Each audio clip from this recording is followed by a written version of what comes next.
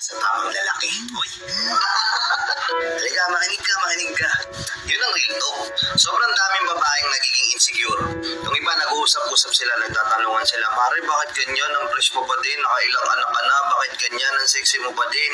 Sa likod ng lalong gumagandang babae, mayroong nag-aalagang matinong lalaki. Naniniwala ba kayo na kapag nai-stress tayo lalo, mapapabayaan na natin yung sarili natin? Masyado na tayo nakapokus sa isang bagay, masyado na tayo nakapokus dun sa stress na yun, napapabayaan na natin yung itsura natin.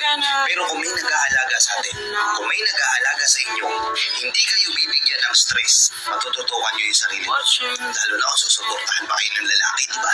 Ito kasi problema sa atin mga tol eh. Yung iba, hindi lahat ha. Yung iba, ito na naman tayo. Baka sabihin nyo kasi nila lahat ko na naman.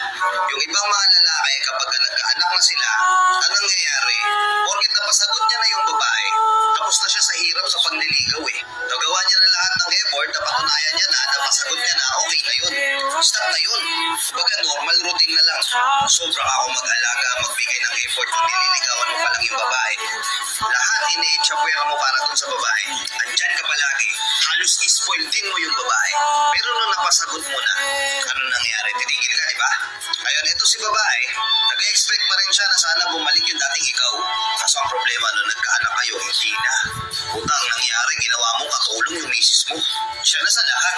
Kaya mo naman gawin yung isang bagay, hindi mo pa ginagawa. Simpleng gawain sa bahay, hindi mo magawa. Kahit may time ka naman, siya na all around. All around na si misis sa bahay, siya pa nag-aalaga ng bata. Tapos sasabihan pa siya ng palamunin. Sinong hindi mai-stress sa ganun? Bibigyan mo ng regalo, appliances sa bahay. Ano yun? Parehas lang naman kayo makikinabang ng mga appliances na yun. Tapos dahil nga ganyan, bubog na sa araw-araw sa kakatrabaho sa bahay yung misis mo, kakakaalaga ng anak mo, nawawala na siya ng time para sa sarili niya. Totoo mga madam, di ba?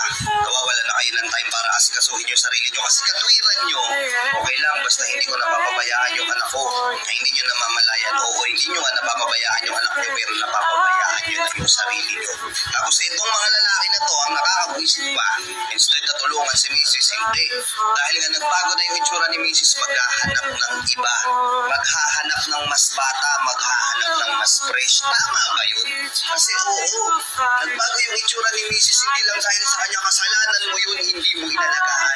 Tapos ano, porkit gamit mo na, parang disposable na baso, baka pagkatapos mong inuman, itatapon mo na lang, maghahanap ka ng iba. Tapos isisisi mo lahat sa kanya.